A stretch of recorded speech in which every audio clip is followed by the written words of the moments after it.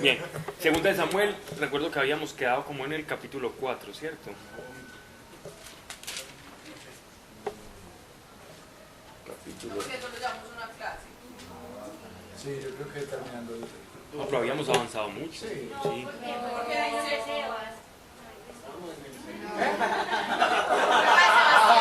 Todo yo. Todo yo. hiciste fue un resumen muy largo de Primera de Samuel. Ah, ok. Vamos en el segundo, perfecto. Quería terminar más rápido, ok. Bueno, capítulo 2. Es que siento como que ya hubiera...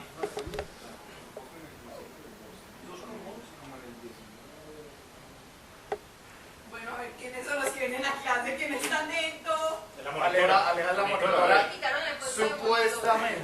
Ok, vamos a poner en perspectiva, ¿cierto? Recuerden lo que había acontecido, ¿cierto? Para que nos contextualicemos. Segunda de Samuel nos está hablando del principio del reinado y de la unificación de Israel. Israel siempre había, hasta el rey Salomón, siempre, digámoslo así, no, y después, siempre estuvo como en dos facciones. El reino de Judá y el reino de Israel, reino meridional y reino del sur, reino del norte meridional y reino del sur, que corresponde a toda el área de lo que se llamó Judá, que era donde, digámoslo así, tenía más simpatías el rey David. Por el otro lado, el rey David era como, tenía una proclamación real por el profeta Samuel, y por otro lado, es decir, él había sido ungido como rey, y por otro lado pesaba la familia de Saúl y la descendencia de Saúl como los herederos de todo el reino del norte, de Israel del norte, de Israel meridional. Sabemos que Saúl muere, ya habíamos visto cómo muere con la lanza, ¿cierto? Entonces después llega un emisario corriendo hacia avisarle al rey David, como diciéndole, mire, ya murió, se va a cumplir la promesa, y antes el rey David se molesta con él y lo único que hace es antes como decirle a él que mucho cuidado con lo que estaba diciendo, que él seguía siendo el ungido de David, el ungido de Dios. Entonces le da muerte, pasa, Saúl deja un lugarteniente, y ese lugarteniente ese lugarteniente es Abner, si no estoy mal. Este lugarteniente Abner era muy querido en Israel porque él había protegido la frontera norte y meridional de los filisteos. Los filisteos estaban divididos en 5 ciudades, ¿cierto? En estas 5 ciudades atacaban a Israel del norte, y les convenía que Israel no tuviera esa unificación, porque un reino dividido es muy fácil atacarlo, es muy fácil penetrarlo. Entonces los filisteos aprovecharon mucho esa situación de divisoria de Israel. Recuerden ustedes que también Saúl había dejado una hija de nombre Micol, y esta hija era pretendida por el rey David, a la cual en su juventud el rey Saúl se la había prometido al rey David como que iba a ser su princesa, que iba a ser su reina, al cual incumplió esta promesa.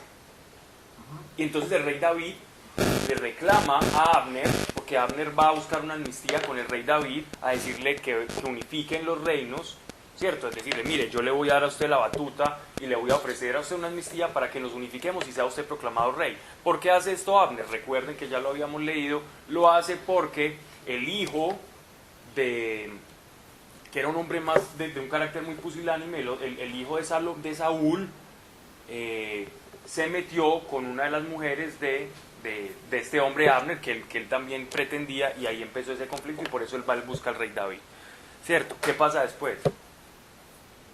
¿No se acuerdan? Pablo, yo tengo una duda. Pues que ahí me tendría que volver como el todo. Sobre en Génesis 1, mentira, no. Pero, En el principio Elohim creó el cielo. no, mentira, pero es que David, antes de ser rey, había peleado contra Goliat. Sí. Y había vencido a los filisteos. No venció a los filisteos. No, Ganó una batalla, pero los filisteos simplemente se replegaron. ellos no fueron todos después del ejército israelita a matar a todos los filisteos. Recuerden que no pudieron. Incluso tuvieron una escaramuza en la cual fueron derrotados. y se les llevaron el arca de la alianza. Y el arca de la alianza les generó a ellos lepra y llagas cuando se los llevaron a los templos. A los templos, ¿de acuerdo? El templo de Dagón, que es el dios pez. ¿Eso es primera de Samuel también o qué? Eso es en la primera de Samuel. Eso pasa en la primera de Samuel. Los filisteos hasta el momento eran, digámoslo así, la gran piedra en el zapato de los israelitas. También estaban los jebuseos. No, los filisteos no eran gigantes. Los filisteos habían contratado a un mercenario de las montañas de Efraín o de las montañas de los llamados caídos o los refaíta, que viene significando así algo, son los mismos nefelim, los mismos gigantes, etcétera, etcétera. Ok. ¿Habían buscado a uno? No, ellos se prestaban muchas veces como mercenarios, pagados. Un mercenario es alguien al que yo le pago para que sirva dentro de mi ejército. Él era un mercenario a sueldo. Goliat no era filisteo.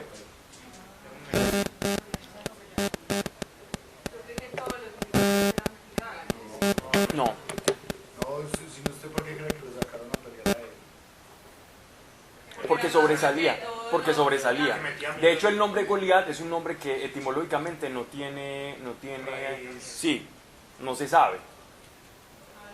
En cambio, los nombres filisteos si eran nombres que tienen raíces pues mezcladas, porque ellos siempre se mezclaban con todas las culturas y a los lugares donde llegaban.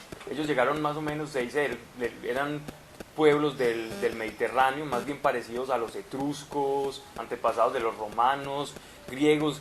Entonces hay como una diferencia, hay como una discusión muy larga, que nosotros una vez hablamos de eso, de quiénes eran los filisteos, pero no eran gigantes. Los que sí eran gigantes eran los que habitaban en las montañas de Efraín, ¿cierto? Y que fueron exterminados por Josué. De hecho, si uno se pone a analizar parte del libro del Éxodo y el libro del Deuteronomio, uno se da cuenta que Dios enseña dos principios muy grandes. Primero, no se mezcle. Segundo, era como una campaña para exterminar una cantidad de personajes que eran nefastos, es decir, que pervertían como la simiente de Adán. Es una cosa, pues, es una cosa bien tremenda. Bueno, entonces total, ellos dicen, para que no haya mucha sangre, entonces vamos a poner a pelear, 10 de su lado, 12 de su lado, 12 de este lado. Se ponen a pelear ahí exactamente, y hieren al hermano de uno de los lugartenientes del rey David, ¿cierto? De nombre Asael. Él es herido, muere, y entonces ya empieza esa rencilla ahí del lugarteniente de David, y vamos entonces a leer. Voy a leer todo el capítulo 2. Después de esto aconteció que David consultó a Dios diciendo: ¿subiré a alguna de las ciudades de Judá? Y Dios le respondió: sube. David volvió a decir: ¿a dónde subiré? Y él le dijo: a Hebrón. David subió allá y con él sus dos mujeres, Ahinoam, israelita, y Abigail, la que fue mujer de Nabal, el de Carmel. Llevó también David consigo a los hombres que con él habían estado, cada uno con su familia, los cuales moraron en las ciudades de Hebrón. Y vinieron los varones de Judá y ungieron allí a David por rey sobre la casa de Judá, y dieron aviso a David diciendo: los de Jabes de Galaad son los que sepultaron a Saúl. Entonces envió David mensajeros a los de Jabes de Galaad, diciéndoles: benditos seáis vosotros de Dios, que habéis hecho esta misericordia con vuestro señor, con Saúl, dándole sepultura. Ahora pues, Dios haga con vosotros misericordia y verdad, y yo también os haré bien por esto que habéis hecho. Esfuércense pues ahora vuestras manos y sed valientes, pues muerto Saúl vuestro señor, los de la casa de Judá me han ungido por rey sobre ellos. Pero Abner, hijo de Ner, general del ejército de Saúl, eso es para volver a leer esto que ya habíamos leído, tomó a Isboset, hijo de Saúl. Isboset era el hijo que no tenía como fortaleza de carácter, entonces era, digamos así, la figura sobresaliente y que manejaba el liderazgo era el lugarteniente Abner, el capataz. Tomó a Isboset, hijo de Saúl, y lo llevó a Mahanaim. y lo hizo rey sobre Galaad, sobre Gersur, sobre Jezreel, sobre Efraín, sobre Benjamín y sobre todo Israel, es decir, sobre la parte norte y meridional. Esas son todas las tribus que conforman esa parte. Porque Judá tiene mucho territorio, pero es un territorio que siempre ha sido, digámoslo así, como que muy atropellado. El único problema que tuvieron los israelitas, digámoslo así, que no fue tan problema, fueron los libaneses, pero del pasado, los fenicios. Los fenicios, porque afortunadamente los fenicios contaban con una... Ay, sí hubiera necesitado el mapa, pero bueno, ya después lo usaremos. No, el proyector. Pero yo le dije a Erika que me preguntó, pero bueno. Los fenicios... No, culpa mía. Sí. Y muy temprano, y me consta. Los fenicios eran un pueblo que digámoslo así, se favoreció mucho de su posición neutral en todas las guerras. Era como la Suiza de la época. Pero aparte de eso, gozaban de una posición estratégica y geográfica muy, muy óptima. De tal manera que ellos tenían como una especie de islote, un islote hecho en piedra. Entonces ellos estaban a unos 10 kilómetros del mar, en ese islote. Entonces desde ahí comerciaban y nadie se metía con ellos porque no los consideraban que les estaban interrumpiendo la tierra. Y ellos pagaban por paso de caravana y paso mercantil. Entonces siempre fue un pueblo que estuvo como absteniéndose de esas batallas y debido a eso pudieron progresar mucho y fueron aliados de Israel durante mucho tiempo y pudieron convivir aún en la tierra prometida, los fenicios. Bien, de hecho, de los fenicios, el alefato hebreo tiene parte y comparte mucho con el alfabeto, no se llama alfabeto, pero para hacerme entender, de los fenicios, comparten muchos caracteres. Bien, sigamos. Pero Abner, hijo de... y lo hizo rey sobre Galaad, sobre las ciudades meridionales. Versículo 10. De 40 años era Isboset, hijo de Saúl, cuando comenzó a reinar sobre Israel, y reinó 2 años. Solamente los de la casa de Judá siguieron a David. Y fue el número de los días que David reinó en Hebrón sobre la casa de Judá 7 años y 6 meses. Es decir, sobre ese territorio. Abner, hijo de Ner, salió de Mahanam a Gabaón. Recuerden quiénes eran los gabaonitas. ¿Ustedes sí se acuerdan cuando estudiaban? Sí. Ustedes recuerden que los gabaonitas fueron los que dejaron pasar a los israelitas cuando fueron a atacar a Jerusalén y a las murallas de Jericó. Hicieron como un pacto de no agresión, incluso Dios los regaña y les dice que entonces ellos siempre se van a quedar ahí, y después los gabaonitas incluso se meten a servirle a la tribu de Leví y ayudarle con las funciones sacerdotales. Y después a futuro tienen problemas con ellos. Cuando usted no hace lo que Dios le dice, puede que el propósito de Dios sí se va a cumplir, pero no va a ser, va a haber muchos problemitas y muchas cosas de por medio. Se cumple el propósito de Dios, pero te va a tocar lidiar con espinitas en el zapato, por no cortar ciertas cosas de raíz. Creo que los de Gabón también de hecho, pues, pasaron por... Si ellos se querían ir, pero que se fueran de esa tierra. Sí. Pero si había que matarlos, si no se querían ir, había que matarlos, si no se querían ir.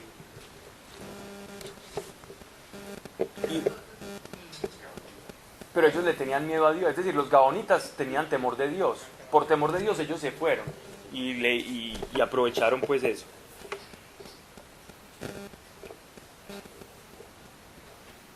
Y Joab, este tiene la letra muy chiquita, y Joab, hijo de Sarbia, y los siervos de David salieron y los encontraron junto al estanque de Gabaón. Y separaron los unos a un lado del estanque y los otros al otro lado. Y dijo Abner a Joab. Joab era el lugarteniente del rey David, ¿cierto? El hermano de Asael que mataron. Levántense ahora los jóvenes y maniobren delante de nosotros. Y Joab respondió, levántense. Entonces se levantaron y pasaron en número igual 12 de Benjamín por parte de Isboset, hijo de Saúl, y 12 de los siervos de David. Y cada uno echó mano de la cabeza de su adversario y metió su espada en el costado de su adversario. Y cayeron a una, por lo que fue llamado aquel lugar Elcat Hasurim, el cual está en Gabaón. La batalla fue muy reñida aquel día, y Abner y los hombres de Israel fueron vencidos por los siervos de David. Estaban allí los 3 hijos de Sarbia, Joab, Abisaí y Asael. Este Asael era ligero de pies como una gacela del campo. Y siguió Asael tras de Abner, sin apartarse ni a derecha ni a izquierda. Esto yo lo había explicado la vez pasada, incluso había explicado la palabra hebrea y la etimología. Y miró atrás Abner y dijo, ¿no eres tú Asael? Y él respondió, sí. Entonces Abner le dijo, apártate a la derecha o a la izquierda, y echa mano de alguno de los hombres, y toma para ti sus despojos. Pero Asael no quiso apartarse en pos de él. Y Abner volvió a decir a Asael, apártate en pos de mí, porque he de herirte hasta derribarte. ¿Cómo levantaría yo entonces mi rostro delante de Joab tu hermano? Y no queriendo él irse, lo hirió Abner con el regatón de la lanza por la quinta costilla, y le salió la lanza por la espalda, y cayó allí, y murió en aquel mismo sitio. Y todos los que venían por aquel lugar, de donde Asael había caído y estaba muerto, se detenían. Mas Joab y Abisai siguieron a Abner, y se puso el sol cuando llegaron al collado de Ama, que está delante de Gía, junto al camino del desierto de Gabaón. Y se juntaron los hijos de Benjamín en pos de Abner, formando un solo ejército. E hicieron alto en la cumbre del callado. Y Abner dio voces a Joab diciendo, ¿consumirá la espada perpetuamente? ¿No sabes tú que el final será amargura? ¿Hasta cuándo no dirás al pueblo que se vuelva a perseguir a sus hermanos? Y Joab respondió, vive Dios, que si no hubiese hablado el pueblo hubiera dejado de seguir a sus hermanos desde esta mañana. Entonces Joab tocó el cuerno, y todo el pueblo se detuvo y no persiguió más a los de Israel, ni peleó más. Y Abner y los suyos caminaron por la Áraba toda aquella noche, y pasaron el Jordán, cruzaron por todo Britón, y llegaron a Mahanaim. Es decir, pasaron por todo lo que nosotros conocemos como Cisjordania. Joab también volvió de perseguir a Abner, y juntando a todo el pueblo faltaron de los siervos de David 19 hombres y Asael. Mas los siervos de David hirieron de los de Benjamín y de los de Abner, los 370 hombres, los cuales murieron. Tomaron luego a Asael y lo sepultaron en el sepulcro de su padre en Belén. Y caminaron toda aquella noche Joab y sus hombres, y les amaneció en Hebrón. Hubo larga guerra entre la casa de Saúl y la casa de David, pero David se iba fortaleciendo y la casa de Saúl se iba debilitando. Aquí lo que tenemos es una manera de confrontar una nación dividida, bueno, un territorio dividido, de una manera que no hayan tantos muertos, 12 campeones de un lado, 12 campeones de otro. De tal manera que Abner, el que heredó, digámoslo así, el que estaba dentro de la corte de Saúl, fue el que propuso, no queremos más muerte, no queremos más sangre, por lo tanto, entonces hagamos una tregua. Pero viendo el lugarteniente de David, que habían matado a su hermano, entonces él empieza a guardar ese resentimiento en su corazón, porque le mataron el hermano, y se va detrás de él, dice que hasta el anochecer. Y entonces, ¿qué pasa con esa persecución? Aquí ya va a empezar a haber un problema para el rey David, porque no cumplieron la tregua, sino que va a ocurrir todo lo contrario. Esta persona va a seguir con esa rencilla en el corazón, y después la va a sacar y le va a propiciar al rey David un problema que va a persistir casi a lo largo de todo su reinado. Como ya había hablado de eso la clase pasada, simplemente era para contextualizarlos. Capítulo 3. Versículo 2. Y nacieron hijos a David en Hebrón. Su primogénito fue Amnón, de Ahinoam, israelita. Su segundo fue Equileab, de Abigail, la mujer de Nabal, el de Carmel. El tercero, Absalón, hijo de Maacá, hija de Talmaí, rey de Gersur. El cuarto, Adonías, hijo de Agid. El quinto, Cefatías, hijo de Abital. El sexto, Itream, de Eglá, mujer de David. Estos le nacieron a David en Hebrón. Por un lado vemos que al rey David le están surgiendo una gran cantidad de descendencia, y esa era lo que estaba haciendo Dios. Eso era para ellos, el dejar descendencia para ellos era, Dios está conmigo, ¿cierto? Dios me está proveyendo simiente, y voy a poder perpetuar mi dinastía. Mientras el rey Saúl solo tenía un hijo, y era un hijo que era muy turuleto, que no podía gobernar, ¿cierto? Que estaba tras bambalinas de Abner. Entonces, así las cosas, la casa de Saúl va perdiendo eficacia, mientras la casa de David va creciendo en importancia. Como había guerra entre la casa de Saúl y la de David, aconteció que Abner se esforzaba por la casa de Saúl, y había tenido Saúl una concubina que se llamaba Rispa, hija de Aja. Y dijo Isboset a Abner, ¿por qué te has llegado a la concubina de mi padre? llegado, es decir, es que tuvieron relaciones. Ajá. Y se enojó Abner en gran manera por las palabras de Is-Boset y dijo: ¿soy yo cabeza de tu perro que pertenezca a Judá? Yo he hecho hoy misericordia con la casa de Saúl tu padre, con sus hermanos y con sus amigos. Es decir, él sabía que David estaba creciendo y que David los iba a pulverizar. Estaba siendo digámoslo así, un gobernante muy inteligente, muy astuto y sabio, ¿no? Y no te he entregado en manos de David, y tú me haces hoy cargo del pecado por esta mujer. Así haga Dios a Abner, y aún le añada: si como ha jurado Dios a David, no haga yo así con él, trasladando el reino de la casa de Saúl y confirmado el trono de David sobre Israel y sobre Judá desde Dan hasta Berseba. Esta expresión desde Dan hacia Berseba es el gran anhelo del pueblo de Israel. Es el territorio de Israel que cuando los llamados sionistas actualmente, es decir, los que quieren extender el reino davídico a la fecha actual, hablando de la política de Israel actual, usan este tipo de versículos para hablar de lo que son las fronteras de la tierra prometida, ¿no? Entonces, esto es un problema, porque se le dice esto se lleva en esos momentos a sirios, abarca parte de Siria, obviamente Palestina, abarca también a los libaneses. Este reino de davídico arranca un pedazo del delta, y ese es el gran reino de David.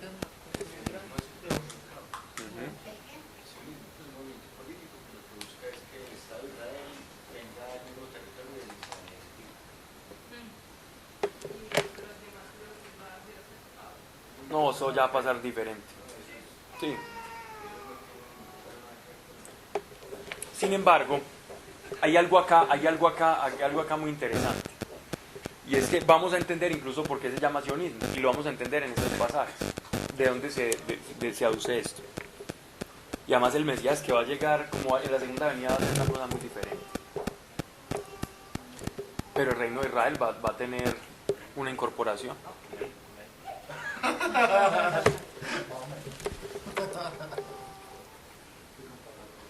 Miren otro detalle acá es cómo los de la casa de Saúl, cómo los que defendían la causa de Saúl sabían la profecía que pesaba sobre la cabeza del rey David.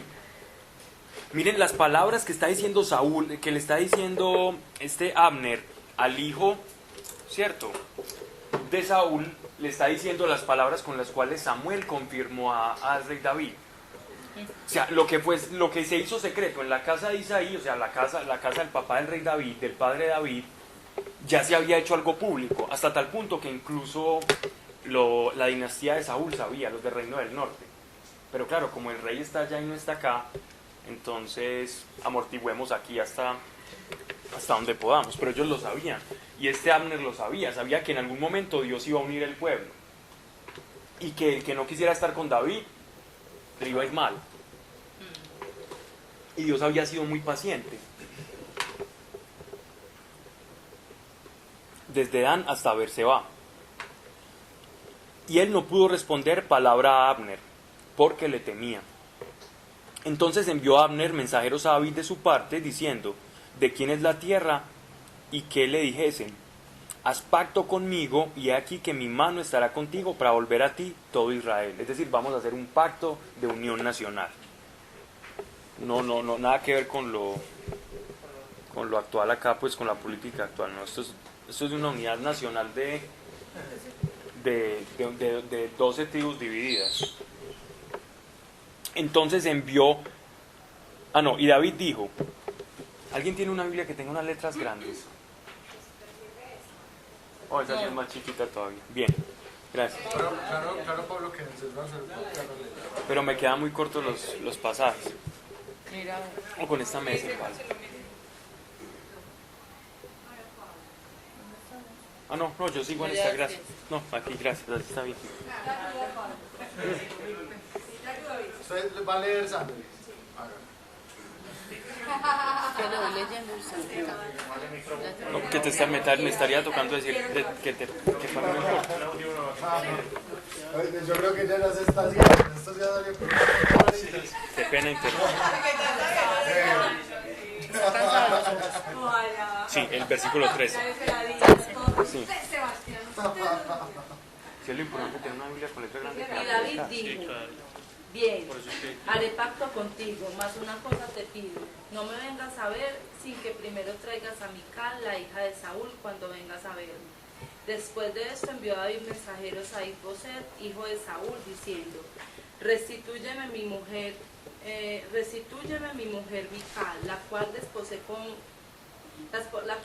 conmigo por siempre pucios de filisteo. No sé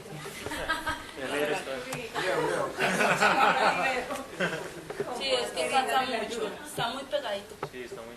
Estamos en columnas, así, como paper, estilo paper. Así. No, sino que como yo normalmente leo acá en el computador con una muy grande. Y solo pido por toda la No, pero así está bien. Es que ya. No,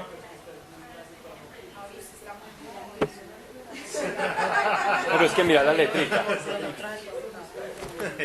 el primer dardo. Pablo, lo primero como en un iPad. Ahora en el iPad. No, pero así está bien, no, ya, así está bien, ya, tranquilo, tenga pues. Capaz, no te preocupes. Bobo cariado mata a la mamá, pues. ¿Verdad, Pablo? ¿Vos no te gafas? No, pero yo bien, lo que pasa es que sí, como está chiquita y está tan pegadita. El apóstol Pablo también. Que veía bien. Yo creía que veía de mirar que las letras eran muy grandes. Bienvenido, colega. Estamos bien. Dígale, no. ¿Por qué no tienen fe para cosas más buenas, hombre? Bueno. No.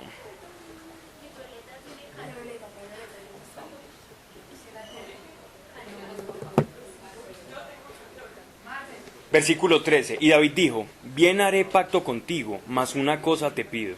No me vengas a ver sin que primero traigas a Micol, la hija de Saúl, cuando vengas a verme. Recuerden que él tenía una promesa de parte de Saúl y él no se iba a quedar con eso. Él se la habían prometido y él se ganó. Él ganó derrotando a 100 filisteos y le llevó la prueba en la carne de los incircuncisos. Después de esto envió David mensajeros a Isboset, hijo de Saúl, diciendo, restitúyeme mi mujer Micol, la cual desposé conmigo por siempre pucios de filisteos. Es decir, con la prueba. Versículo 15. Entonces Isboset envió y se la quitó a su marido Paltiel, hijo de Lais. Y su marido fue con ella, siguiéndole llorando hasta Bahurín, y le dijo a Abner, anda, vuélvete, y entonces se volvió. Es decir, el rey tenía la facultad, ya lo habíamos hablado, simplemente estoy repitiendo, la facultad de arrebatar la mujer que bien le pareciera, así fuera casada. Esa era una facultad real a la cual el mismo pueblo de Israel se sometió cuando le dijo al profeta Samuel que querían un rey. Ese es el problemita, ¿no? Está recortando el bastón con Dios. Exactamente.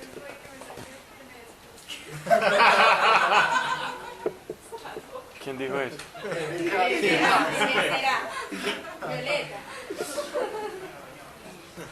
Y habló Abner con los ancianos de Israel, diciendo, hace ya tiempo procurabais que David fuese rey sobre vosotros. Ahora pues hacedlo, porque Dios ha hablado a David, diciendo, por la mano de mi siervo David libraré a mi pueblo Israel de mano de los filisteos y de mano de todos sus enemigos. No había otra alternativa, era la palabra del Señor. Habló también Abner a los de Benjamín, y fue también Abner a Hebrón a decir a David todo lo que parecía bien a los de Israel y a toda la casa de Benjamín. Las tribus más duras con las de Judá, que era sobre todo los benjaminitas, porque Saúl era de la tribu de Benjamín, ya habían aceptado, ya se había hecho lo más grande, que era los más duros para aceptar, ya se habían unido a la causa habían aprobado la causa de David. Y habían reconocido los ancianos y sacerdotes de esos santuarios que David iba, que era el ungido de Dios. Vino pues Abner a David en Hebrón, y con él 20 hombres, y David hizo banquete a Abner y a los que con él habían venido. Y dijo Abner a David, yo me levantaré e iré, y juntaré a mi señor el rey de todo Israel, para que hagan contigo pacto, y tú reines como lo desea tu corazón.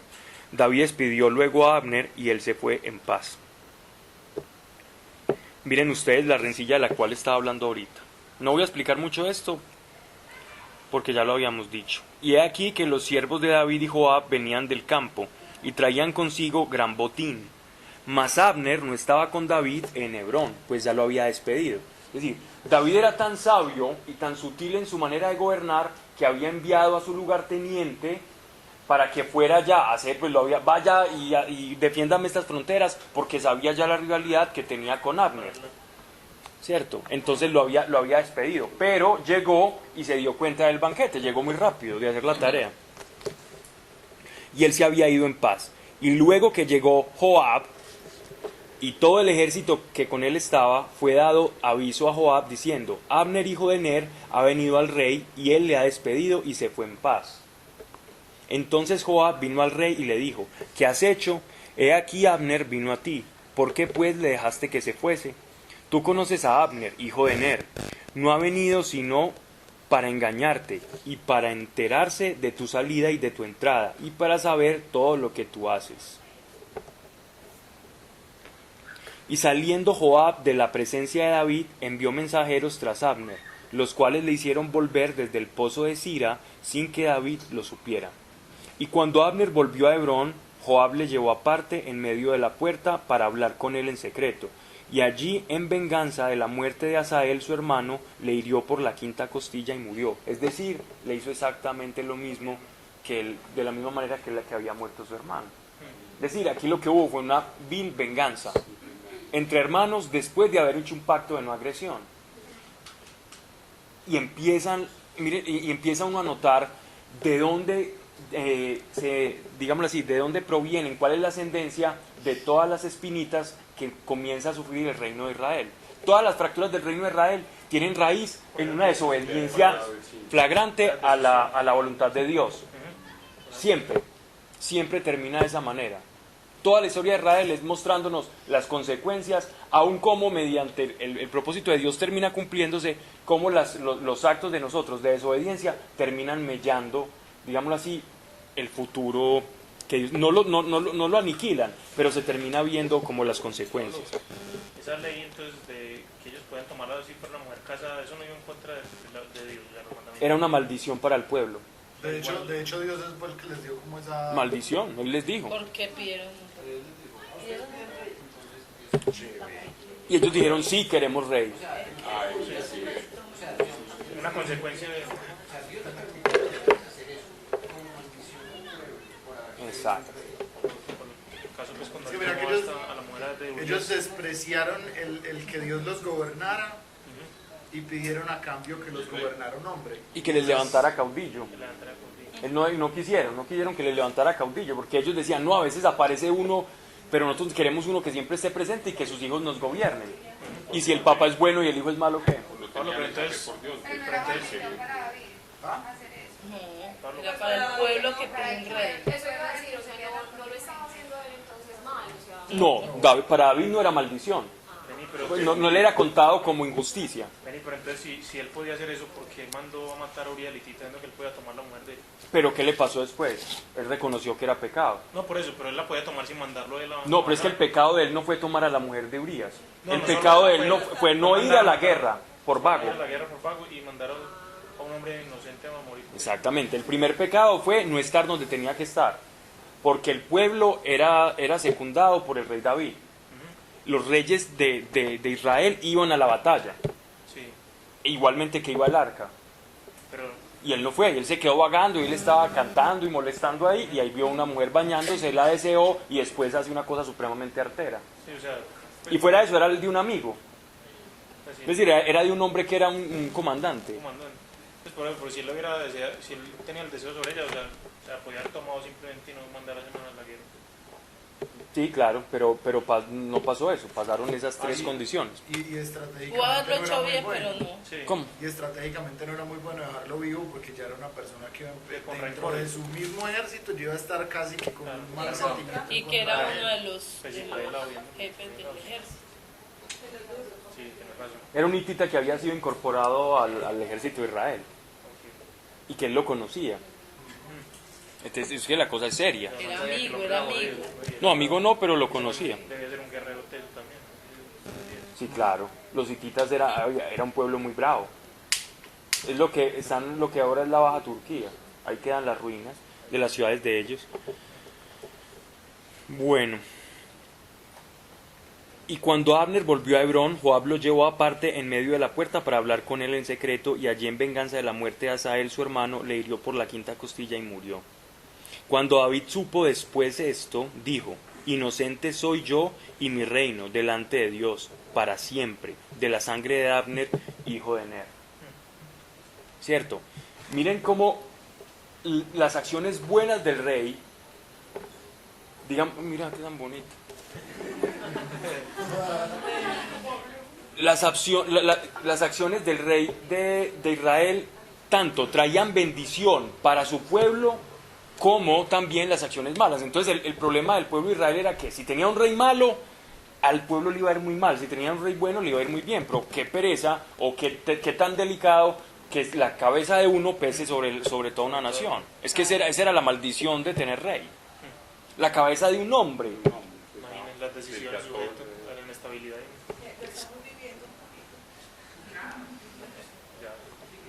Caiga sobre la cabeza de Joab y sobre toda la casa de su padre, que nunca, miren esto, miren la maldición que arroja el rey David como rey y como profeta. Caiga sobre la cabeza de Joab y sobre toda la casa de su padre, que nunca falte de la casa de Joab quien padezca flujo. Este padecer flujo es blenorragia, ¿cierto? No, estos son enfermedades venéreas. Exacto. Ese es lo que pasa, es que yo lo dije en otro. Pero son buenos. Sí, lo que pasa es que como lo usan como un insulto. Era mejor decir algo que Sin dolor. Sin filtro. Una enfermedad venérea.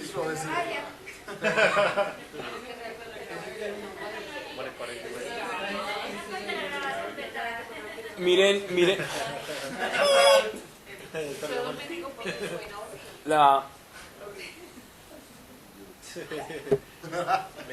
La mujer del Evangelio que sufría flujo de sangre, este era el flujo de sangre que sufría. Eran llagas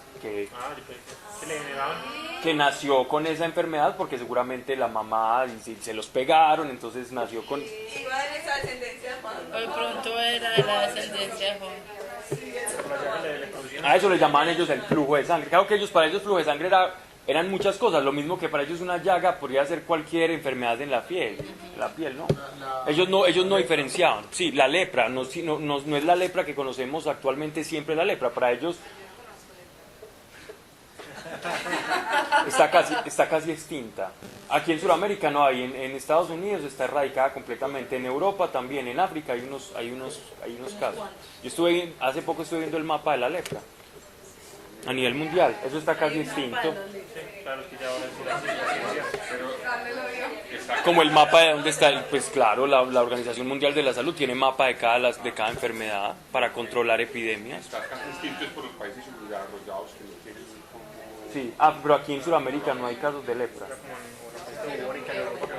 Y está incluso desde qué época hasta qué época y todo, la leishmaniasis, todo. La lepra, Pablo, lo que nosotros conocemos es la que se le cae la piel. Sí, claro. Y es muy curable. Un muñequito. ¿Nunca escuchó un chiste de sigue el dedo? No, pues si no comiste agua, poner la Mire pues, ni quien parezca de flujo, ni leproso, ni quien ande con báculo. Ande con báculo, es decir, que sufra enfermedades de los huesos, pues degenerativas de los huesos, ¿cierto? Ni quien muera a espada, ni quien tenga falta de pan, es decir, todas las maldiciones. Quiero que tengan muy presentes estos versículos, ¿cierto? Porque estos versículos y estas maldiciones son la que a los judíos les daba a entender en época de Jesús que todo aquel que sufriera una enfermedad estaba sujeto a maldición. Joab pues y Abisai su hermano mataron a Abner, porque él había dado muerte a Asael, hermano de ellos, en la batalla de Gabaón. Entonces dijo David a Joab y a todo el pueblo que con él estaba: rasgad vuestros vestidos y ceñidos de cilicio, y haced duelo delante de Abner. Y el rey David iba detrás del féretro. Y sepultaron a Abner en Hebrón, y alzando el rey su voz, lloró junto al sepulcro de Abner, y lloró también todo el pueblo. Y endechando el rey, al mismo Abner decía: ¿había de morir Abner como muere un villano? Tus manos no estaban atadas, ni tus pies ligados con grillos, o grilletes también puede ser. Caíste como los que caen delante de malos hombres, y todo el pueblo volvió a llorar sobre él. Eso es como una elegía, como una especie de discurso fúnebre. Entonces todo el pueblo vino para persuadir a David que comiera antes que acabara el día. Mas David juró diciendo: así me haga Dios y aún me añada, si antes que se ponga el sol gustare yo pan o cualquier otra cosa. Es decir, practicó ayuno, lo tradicional que era como por el luto de un familiar, ¿cierto? O de alguien, o de un sacerdote, o de alguien, digámoslo así, como importante en el pueblo. La manera de hacer el luto era el ayuno, era la cabeza cubierta de ceniza, y cuando había sido una muerte violenta, ¿cierto?, el rasgarse las vestiduras. Entonces él cumplió, digámoslo así, como todo el cortejo fúnebre, y él incluso lo dirigió, de tal manera que eso llegó a oídos de los del reino del norte, y sabían que el rey no estaba fingiendo, ni que era hipócrita, ¿cierto? Hasta el momento estamos viendo un rey David muy sabio, muy astuto, muy sincero de corazón, un hombre justo, a cada quien le daba lo que se merecía, no entorpecía ni decía ni mentía, ni buscaba lo suyo, sino que lo único que había en su corazón, en el corazón del rey David, era el reino de Israel, un reino unificado, gobernado en un solo santuario, bajo un solo rey, y encaminarlo hacia la promesa que Dios les había dado. Eso era lo que había en el corazón del rey David: hombre conforme a mi corazón, hombre que quería una nación santa y una nación unida. Eso es un hombre conforme al corazón de Dios, no un hombre que no se equivoque, ¿cierto?, sino un hombre que comparte el deseo de Dios, y el deseo de Dios para Israel era eso.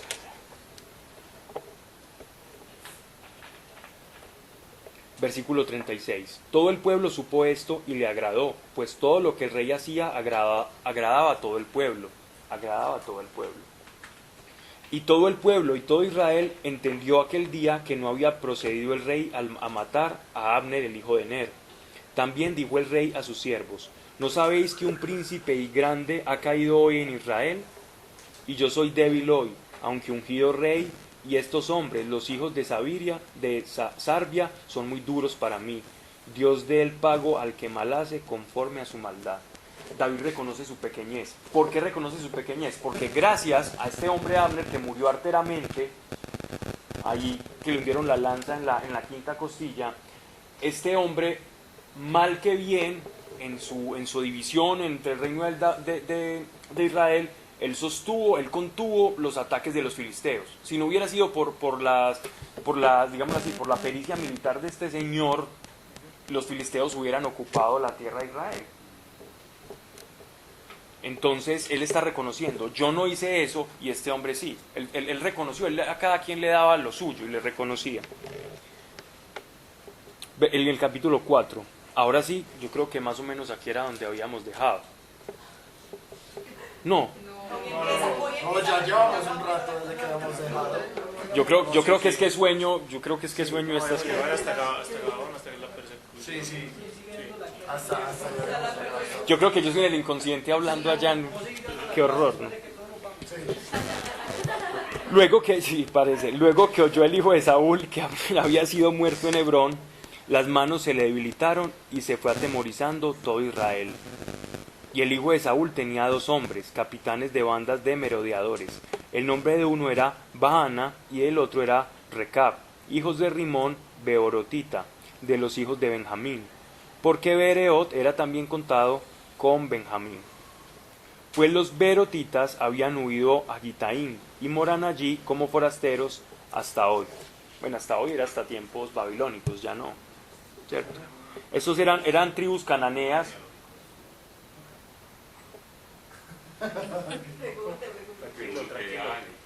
Estas tribus de las que nos están hablando aquí son como primos hermanos, ¿cierto? Que vivían en toda la tierra de Canaán. Entonces nos van a hablar de los jebuseos, de los heteos, de los amorreos. Ya, era como decir, los venezolanos, los peruanos, los ecuatorianos, que todos tenemos una misma estirpe, ¿cierto? Venimos de una misma estirpe y sin embargo nos reconocemos nuestras diferencias, pero somos como lo mismo, ¿no? Excepto los filisteos. Los filisteos no eran cananeos, ni los egipcios. Ellos sí eran, tenían una, digámoslo así, una fisionomía muy diferente. Los egipcios, los hititas también tenían una fisionomía diferente. Pero todos estos eran semitas.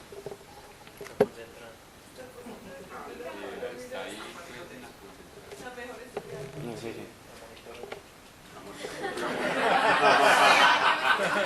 Vale, hace pues está más empolata.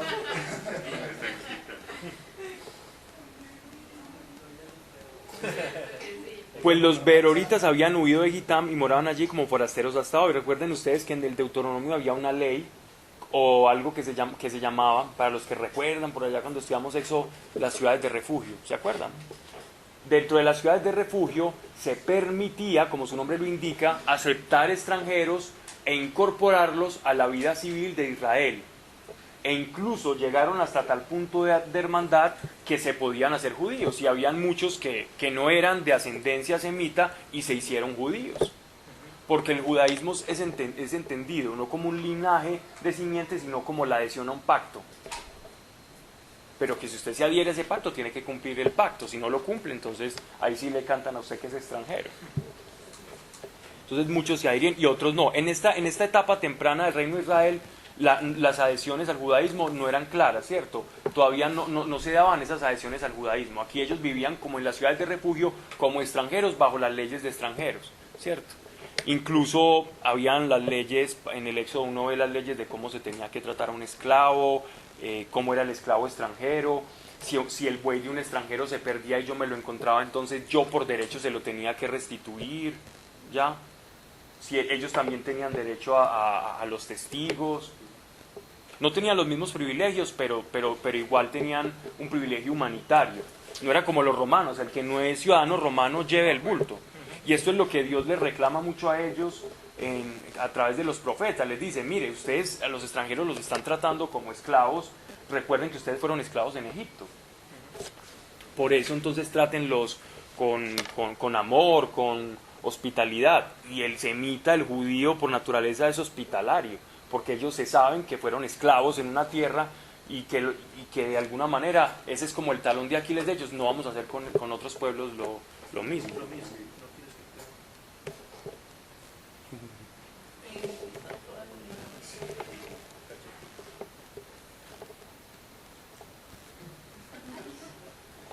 Y Jonatán, hijo de Saúl, tenía un hijo lisiado de los pies. Tenía 5 años de edad cuando llegó de Jezreel la noticia de la muerte de Saúl y de Jonatán y su nodriza. Le tomó y huyó, y mientras iba huyendo apresuradamente se le cayó el niño y quedó cojo. Su nombre era Mefiboset. ¿Qué pasa con este Mefiboset? ¿Qué pasa con eso? Como ya sabían las personas que trabajaban en la casa real de Saúl, ¿cierto? De Abner, que ya había sido asesinado, ya quedaba el hijo Isboset, que estaba mal, que estaba ya tullido de manos. Este hombre era un hombre ya de más o menos unos 45 años de edad. Empezó a ver ya que su reino peligraba porque ya habían aceptado a David, y la nana y los hijos de Saúl que todavía quedaban, que eran pocos, entonces sabían que cuando llegaran a ellos les iban a poner los ojos encima. Las manos encima. Y entonces la nana lo que hace, la nodriza, lo que hace es coger al único hijo que quedaba, que podía ser después heredero del trono en algún momento, y corriendo en la huida se cae y aporrea al niñito, y seguramente lo aporrea en la columna y el niño pierde la movilidad de sus pies. Cuando dice que juega cojos para pleito. Sí, claro. El niño seguro sufrió un golpe en la columna y queda sin movilidad en ambos pies. Es decir, no podía gobernar.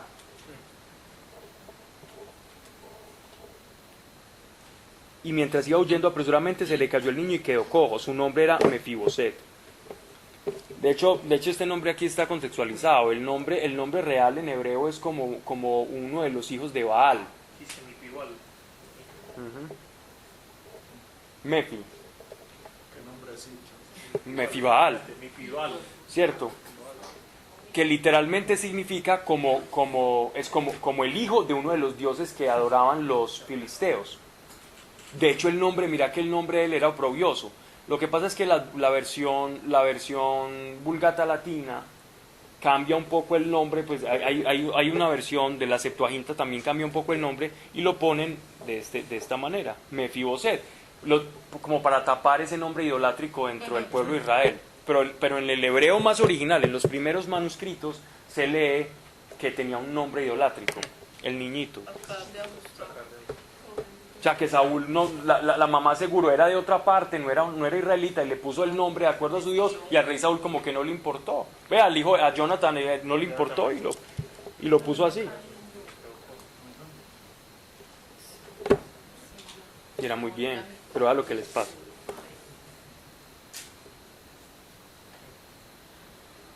Los hijos pues de Rimón, Berorita, Recab y Baana fueron y entraron en el mayor calor del día en el casa de Isboset, el cual estaba durmiendo la siesta en su cámara. Y he aquí que la portera de la casa había estado limpiando trigo, pero se durmió. Los que entran a la casa de Isboset eran una facción que estaba en una ciudad de refugio, no eran israelitas, que entraron allá y se metieron a la recámara de Isboset, el hijo de Saúl, con intenciones perversas, ¿cierto? Y fue así como Recab y Baana, su hermano, se introdujeron en la casa. Cuando entraron en la casa, Isboset dormía sobre su lecho en su cámara. Y lo hirieron y lo mataron. Y le cortaron la cabeza y habiéndola tomado, caminaron toda la noche por el camino de Áraba.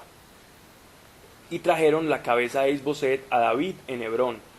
Y dijeron al rey, he aquí la cabeza de Isboset, hijo de Saúl, tu enemigo, que procuraba matarte. Y Dios ha vengado hoy a mi señor el rey de Saúl y de su linaje. Entonces llegaron unos tipos que no eran del pueblo de Israel, se atribuyeron que ellos le ayudaron a la causa de Dios y le llevaron la cabeza de Abner al rey David, para congraciarse y seguramente para recibir favores del que ya había sido proclamado rey. Entonces creyeron que estaban haciendo algo muy bueno. Si una persona hubiera hecho eso en esa época, normalmente, en una dinastía de reyes, hubiera sido algo muy bueno y el rey lo hubiera llenado, le hubiera dicho, mire, lo voy a casar con una de mis hijas, le voy a dar una parte de esta tierrita para que lo mantenga, pídame lo que quiera, yo le doy, porque has matado a mi enemigo y me has quitado una piedra en el zapato. Sin embargo, el rey David, miren cómo les contesta. Y David respondió a Recab y a su hermano Baana, hijos de Rimón, Berorita, y les dijo, vive Dios que ha redimido mi alma de toda angustia, que cuando uno me dio nuevas diciendo, he aquí Saúl ha muerto, imaginándoos que traía buenas nuevas, yo lo reprendí y le maté en Sicalac en pago de la nueva, es decir, en pago de la buena noticia. Cuanto más a los malos hombres que mataron a un hombre justo en su casa y sobre su cama, ahora pues, ¿no he de mandar yo su sangre de vuestras manos y quitaros de la tierra? Entonces David ordenó a sus servidores y ellos los mataron, y les cortaron las manos y los pies, y los colgaron sobre el estanque en Hebrón. Luego tomaron la cabeza de Isboset y le enterraron en el sepulcro de Abner en Hebrón. Aquí se cumplió el rey David, y seguro ellos tenían rezagos de la ley del talión, ¿cierto? Y ellos hicieron lo mismo con este par de, digámoslo así, como de forajidos. ¿Y qué hizo él? Las manos, porque asesinaron al rey con sus manos. Los pies, porque huyeron con la cabeza, corrieron para llevarle la cabeza. Y eso fue lo que les cortó, y así fue que murieron.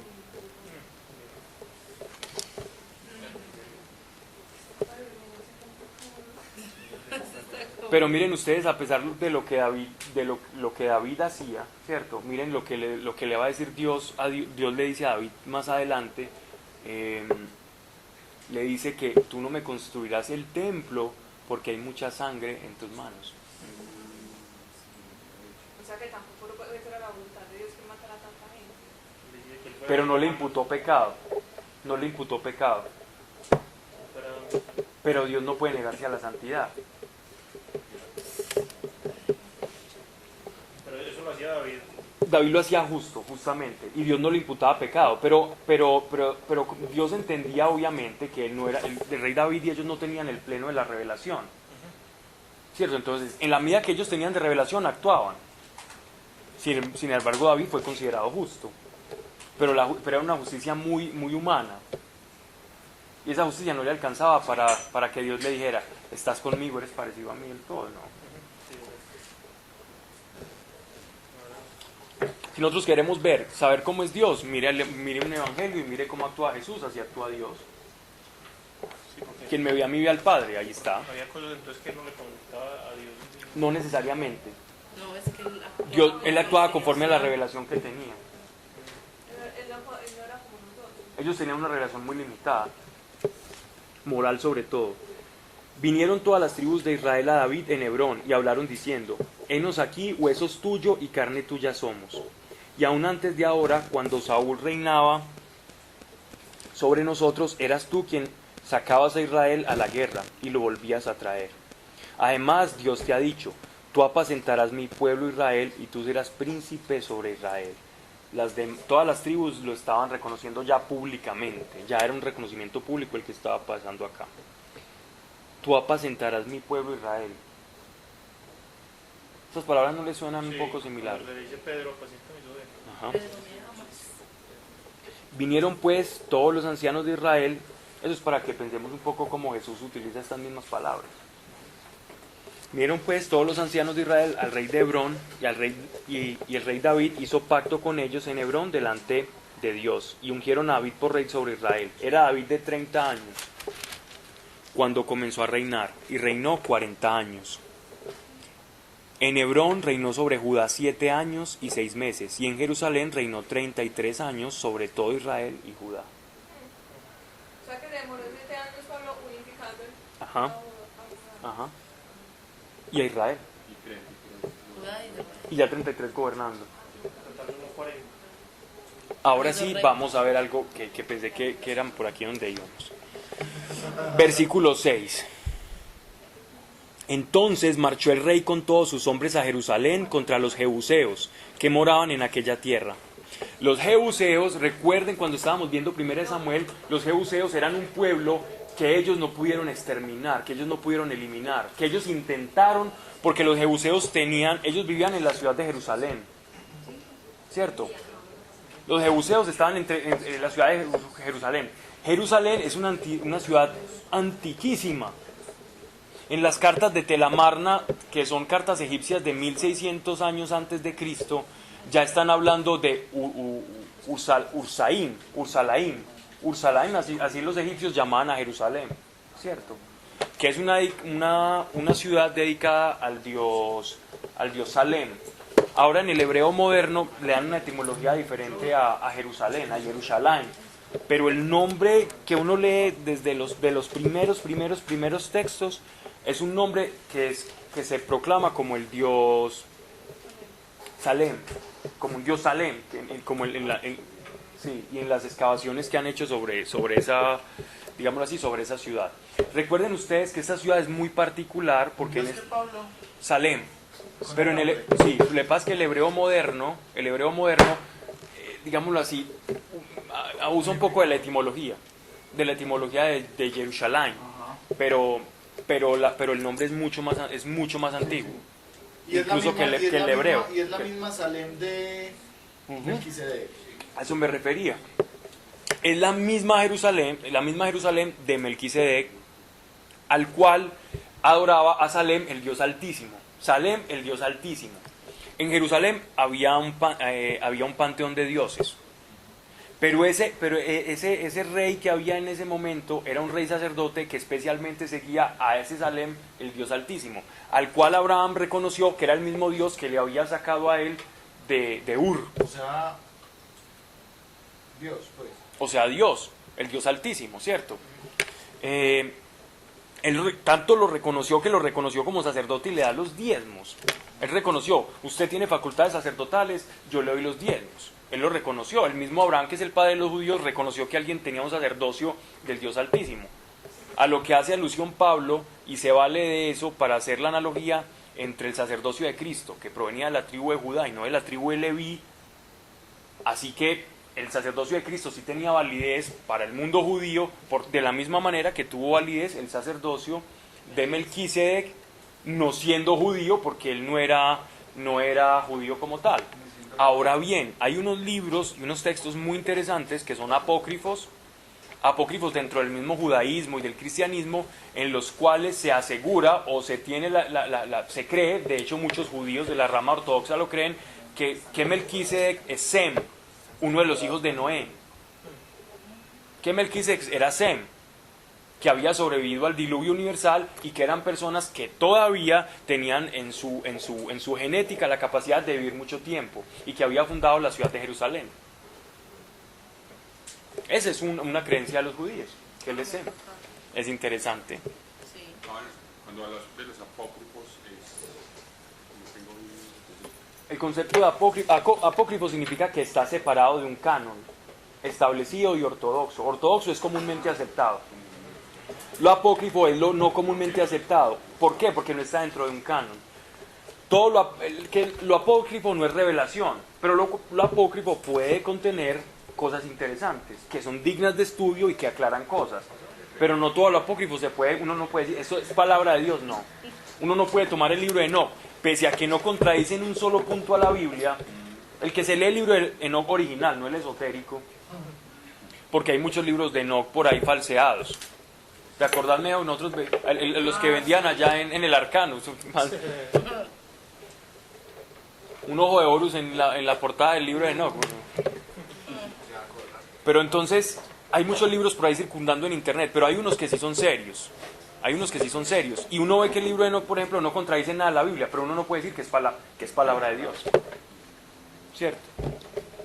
Pero te esclarece unos temas, o te hace ver cómo pensaban los judíos sobre ciertos temas espirituales. Bueno, entonces, esta ciudad de Jerusalén, incluso en las excavaciones que se hacen, se dan cuenta que hay capas y capas y capas, es decir, una ciudad antiquísima. Es que cada rato siguen encontrando. Y siguen encontrando las vasijas con las cuales ellos determinan la edad. Y ya va, que eso está antes de la edad de bronce, ya estaba en la... ¿Cómo es que se llama? En griego, ¿cómo es subir? Bueno, arsalítico, que es un periodo, no recuerdo cómo es la expresión que se me olvidó en griego, pero que es un periodo que es más o menos de 1700, 1800 años antes de Cristo. Y Jerusalén ya existía y como ciudad amurallada. ¿Cierto? Bien, entonces, ¿por qué le estoy diciendo todo esto? Así, entonces marchó el rey contra sus hombres a Jerusalén, en contra de los jebuseos. Los jebuseos habitaban en Jerusalén. Bueno, pero muy charro ese jebuseos. Sí. Pues como la relación. ¿Sabes cuál es la palabra en hebreo de ese jebuseos? Es muy parecida a este en español. Sí, tengo que ver la pechita, pero sí es muy parecida. Se ponen a pensar mucho en muchas cosas, ¿no? Tantas similitudes en nombres. Ah, sí, claro. Pero igual todos eran igual, eran cananeos. Eran cananeos. Y los cananeos eran primos hermanos, muchos eran, algunos, no todos. Le daría uno como para pensar que ellos habían tenido una revelación también de Dios. Por eso se le atribuye que Sem llegó allá, es decir, Sem, padre de los semitas, llegó allá. Entonces con ellos dicen, ¿me entendés? Pero de alguna manera no se quisieron adherir a la promesa de Abraham. No, y habían muchos, es que hay muchas facciones, hay muchas que son indeterminadas. Yo recuerdo cuando me puse a estudiar, eso fue de mucho tiempo, cada raíz, de dónde provenía no solamente la etimología, sino cada pueblo, y muchas veces la Biblia repite, o les dicen el mismo nombre, ¿cierto? Como decir a los paisas antioqueños, entonces uno lo lee y uno dice, es que son diferentes pueblos, no, es el mismo, solo que en una parte, por ejemplo a los Nefelim, en la Biblia hay 6 acepciones para los gigantes, 6 acepciones, y son los mismos, los anaquitas, refaitas, Nefelim. Entonces uno dice, no, pero ¿qué son todos esos pueblos si vienen siendo el mismo?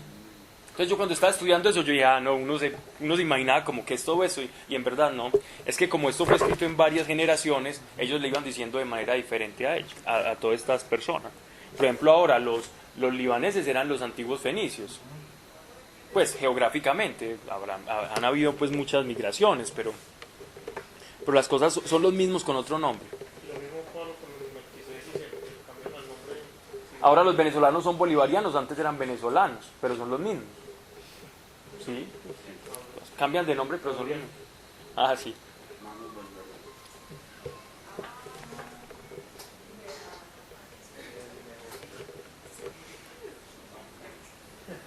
Entonces miren pues. Entonces marchó el rey contra sus hombres a Jerusalén, contra los jebuseos que moraban en aquella tierra, los cuales hablaron a David diciendo... Les voy a explicar aquí en este texto cómo muchas doctrinas malinterpretan estas palabras. Tú no entrarás acá, pues aún los ciegos y los cojos te echarán. Queriendo decir, David no puede entrar acá. Pero David tomó la fortaleza de Sión, la cual es la ciudad de David. Entonces, voy a leer todo esto y lo explico mejor. Y dijo David aquel día: todo el que hiera a los jebuseos suba por el canal y hiera a los cojos y ciegos aborrecidos del alma de David. Por esto se dijo: ciego ni cojo entrará en la casa. Y David moró en la fortaleza, y le puso por nombre la ciudad de David, y edificó alrededor desde Milo hacia adentro. Y David iba adelantando y engrandeciéndose, y Dios de los ejércitos estaba con él. Vamos a explicar este pasaje. Tenemos una ciudad amurallada, con unos personajes que se llaman los jebuseos. Los jebuseos de la ciudad amurallada ven que se viene David. Este texto, este capítulo 5, lo pusieron debido a la relación que él está entrando a Jerusalén. Esto está como en desorden cronológico.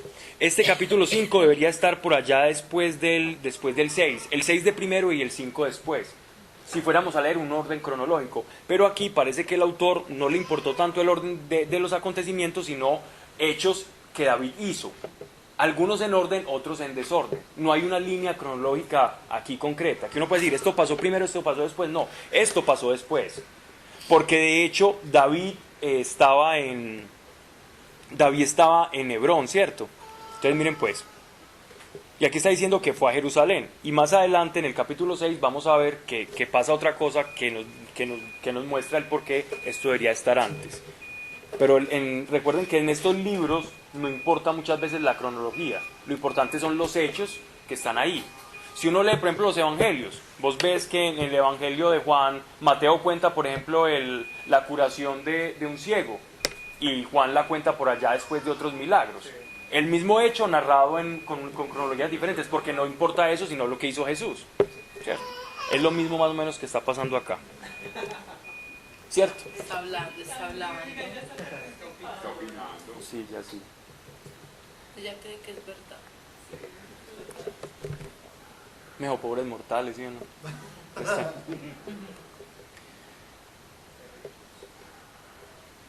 Entonces estaban todos estos jebuseos en la ciudad amurallada. Va David ya va con su ejército, no con todo Israel unificado todavía, sino como lo que esto pasó antes, con los que lo estaban siguiendo. Y los jebuseos les empiezan a gritar, se empiezan a decir entre ellos, a burlarse del rey David. Y comienzan a decirle: no, ni con los cojos, ni con los ciegos puede ser, porque ellos sabían que estaban protegidos por la fortaleza de Sión. Sión es digámoslo así, como un monte, eso es como un montículo que hay en Jerusalén. Ese es el famoso monte Sión, es un montículo desde el cual se va dando una explanada, y en ese acantilado ellos tenían una fortificación. Entonces por eso era una ciudad que fue tan difícil conquistar para Josué, porque era una ciudad fortificada. Ellos no alcanzaron a tener una unificación tribal, y eso ya le iba a corresponder a David. David lo que va a hacer es detectar un canal por el cual ellos tenían aguas, por el cual ellos vertían aguas a esa ciudad, y por ahí ellos se iban a meter mientras ellos les gritaban, burlándose de ellos, que ni aún, es decir, que hasta los cojos podían pelear y ellos no iban a poder con eso. ¿Ya? Entonces lo que dice el rey David, apropiándose de Israel, de Jerusalén como su casa, es lo del aborrecimiento de los cojos y el aborrecimiento de los ciegos. No es como algunas doctrinas están queriendo decir ahora, que ni los ciegos, ni alguien que tenga una malformación. Señor Andrés, Pueda predicar. estamos ganados, ¿no? No es casualidad que empiecen los dos, güey. Sí.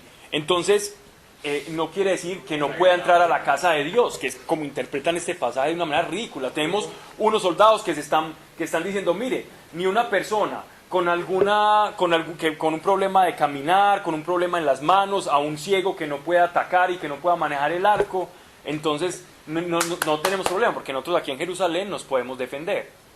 Entonces el rey David toma eso como para decir que en mi casa van a ver que yo me les voy a meter. Esa es como la expresión, y se les mete por un canal por donde ellos no se imaginaban, y ahí sitia a Jerusalén. Entonces, estos son los pasajes como la gente los malversa, y el contexto aquí es muy claro.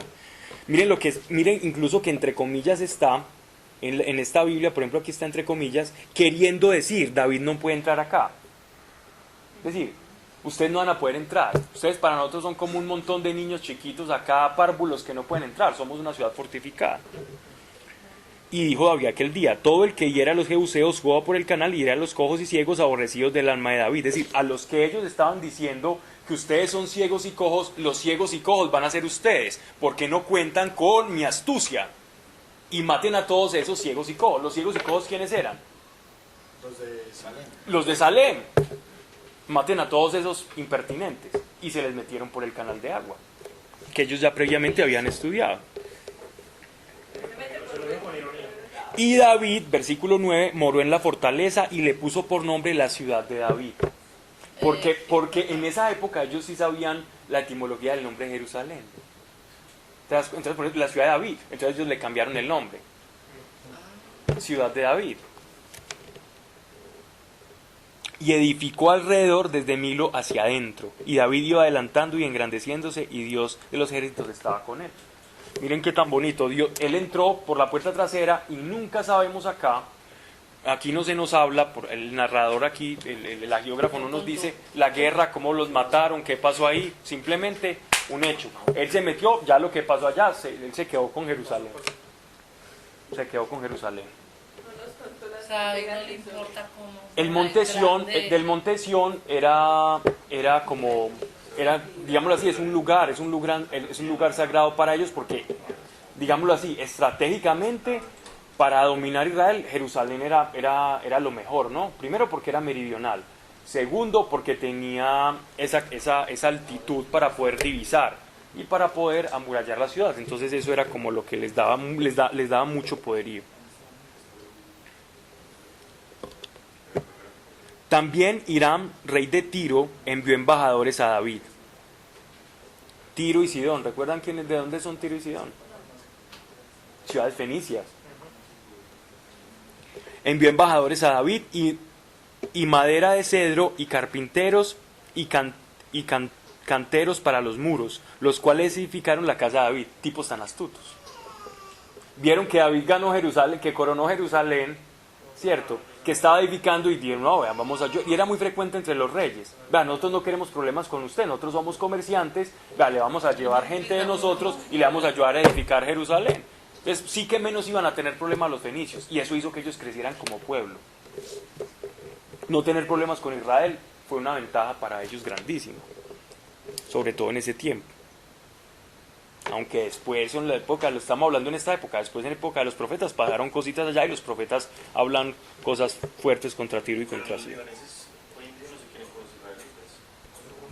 No. Pero es que no, es ya por en esa época no había conflictos. No, porque no existía el Islam. Sí, claro. Es que es política.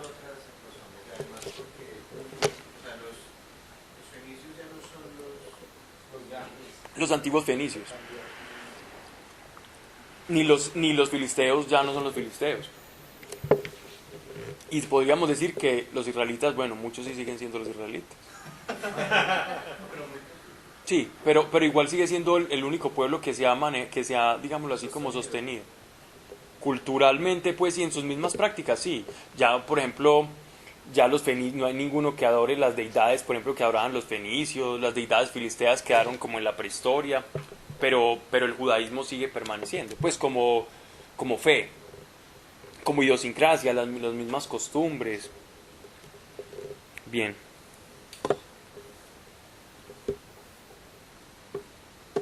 También Hiram, rey de Tiro, envió embajadores a David y madera de cedro y carpinteros y canteros para los muros, los cuales edificaron la casa de David.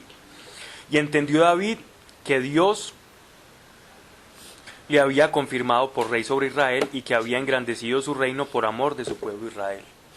Mire que ni siquiera se atribuye que por amor a mí, sino por amor a Israel y por el deseo que hay en este corazón, que es conforme al corazón de Dios. Dios está conmigo. Estoy haciendo lo que Dios hace, lo que Dios quiere, y eso y todo comienza a fluir. Y tomó David más concubinas y mujeres de Jerusalén. Le fue subiendo el cargo, se le fue subiendo el cargo. Él no era tonto, entre más descendencia deje mejor.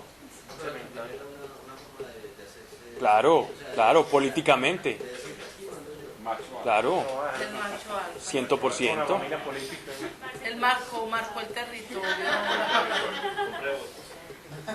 Entonces, entre más, digamos, si él se casó con una jerosolimitana de la época, se casó con ella, tuvo hijos con alguna que haya, digámoslo así, que haya sobrevivido al ataque, etcétera, etcétera, entonces esa persona ya vinculada al reino de Israel, vinculada a David, ya él no se iba a levantar una facción en contra del reino, sino que se iba a unificar. Todo esto era en pos de unificarse, pero también tenía el problemita que habíamos hablado de las suegras también, ese sí.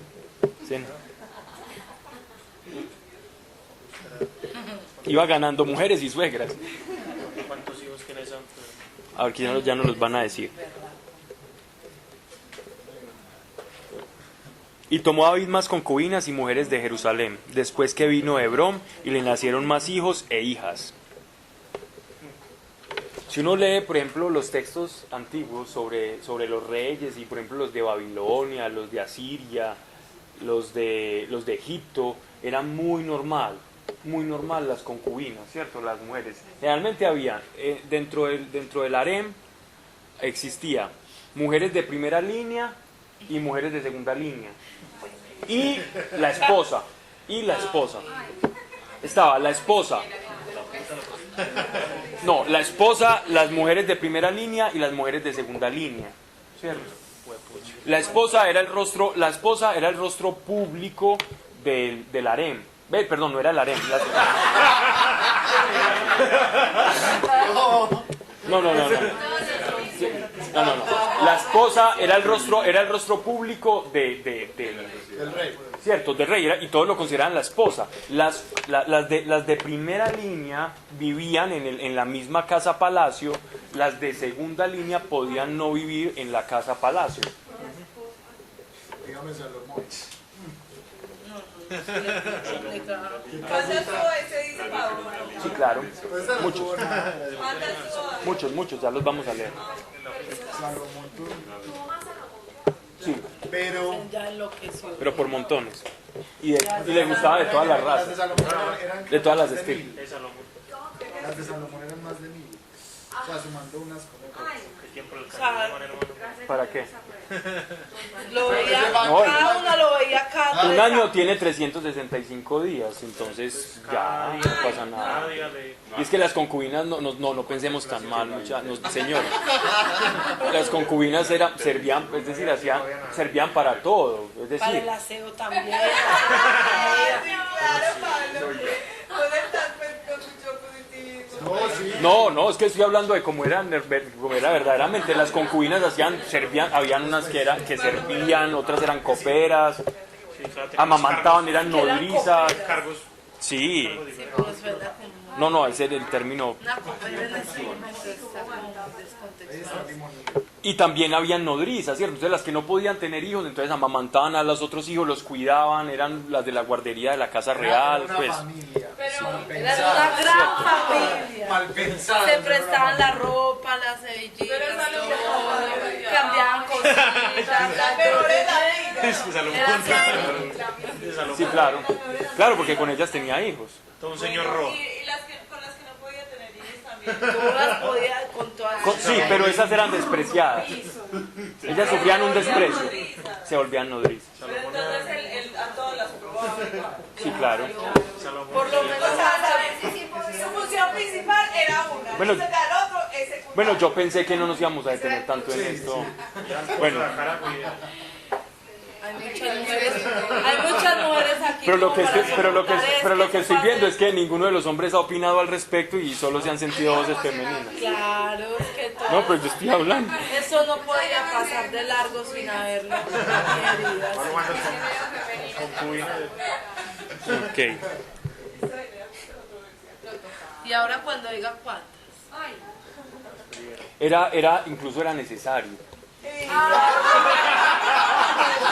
¿Por qué? Porque para la dinastía se necesitaba. O sea, es que se necesitaba, porque si la esposa no le podía dar hijos, ¿cierto? Suponiendo que fuera la esposa la del problema, pues, y no él. Claro, Morían mucho, tenían que reproducirse. exactamente. Exactamente. Para poder. Vea lo que le pasó a Salomón, a Saúl. Exacto. Exacto.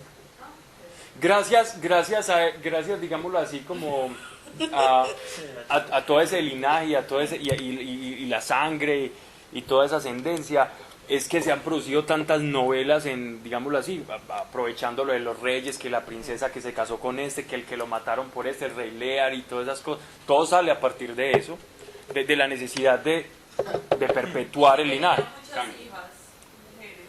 Era un problema gravísimo. Claro. El macho alfa. Sí. Porque entonces el que iba a entrar al trono iba a ser un extranjero. Ahí sí el problema, pues. Entonces ese extranjero ya iba a tener un grado de autoridad sobre esa nación e iba a prevalecer las leyes de su otro pueblo. Entonces, por eso no era tan bueno. Ya pues. Pero eso era una maldición. Pero porque para el ellos pueblo, escogieron no esto. para el rey. Las mil suegras.